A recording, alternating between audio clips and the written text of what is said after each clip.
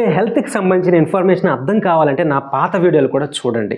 ఈరోజు మీకు 3 పదాలు నేను పరిచయం చేస్తాను మన జీవితాన్ని మార్చేవి. ఆ 3 ఏంటంటే ప్రీబయోటిక్స్, ప్రోబయోటిక్స్, పోస్ట్బయోటిక్స్.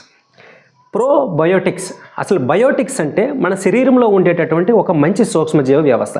మన శరీరంలో మొత్తం ఎన్ని కణాలు ఉన్నాయో ఆ కణాలకి 3 రెట్ల కన్నా ఎక్కువ ఈ సూక్ష్మజీవ వ్యవస్థ ఉంటుంది. దాన్నే ప్రోబయోటిక్స్ అని అంటారు.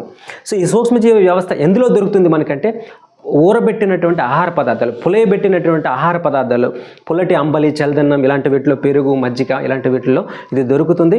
అలాగే ప్రోబయోటిక్ క్యాప్సూల్స్ రూపంలో డాక్టర్స్ కూడా మీకు ఇచ్చుండొచ్చు. సో ఇవి సహసిద్ధంగానే పుట్టుకతోనే మన తల్లి పాలు తాగేటప్పుడు తన గర్భాశయం ద్వారా మనం బయటకు వచ్చేటప్పుడు కూడా ఈ బ్యాక్టీరియా మనకి తల్లి నుంచి వస్తాయి. అలాగే వాతావరణం నుంచి మనకు వస్తాయి. ఇది హెల్తీ బ్యాక్టీరియా. ఇది కాకుండా ఈ ప్రోబయోటిక్స్ బ్రతకాలి అంటే అవి తినడానికి కావలసినటువంటి ఆహార పదార్థాన్ని, ఆ బేస్ మెటీరియల్ని ప్రీబయోటిక్స్ అంటారు. ఈ ప్రీబయోటిక్స్ అనేవి మనం డైట్ ద్వారా తీసుకునేటటువంటి సాల్యుబుల్ ఫైబరు, అలాగే పాలిఫినాల్స్, కలర్ఫుల్ వెజిటబుల్స్ నుంచి మనం వచ్చేటటువంటి పదార్థాలు. సో అవి ఇన్యులిన్ కావచ్చు, ఎఫ్ఓఎస్, జిఓఎస్, రకరకాల పేర్లతో పిలుస్తారు. అవి వాటి యొక్క ఆహార పదార్థాలు ఇవి మనం తినే ఆహారంలోనే లభిస్తాయి. తర్వాత ఈ ప్రోబయోటిక్స్ ఏదైతే హెల్తీ బ్యాక్టీరియా ఉందో అవి ఈ ప్రీబయోటిక్స్ని తిని మనకి ఇచ్చేటటువంటి పదార్థాలని పోస్ట్ బయోటిక్స్ అంటారు. పోస్ట్ బయోటిక్స్ అంటే SCFAs, small chain fatty acids, anti inflammatory molecules, అదేవిధంగా న్యూరోకెమికల్స్.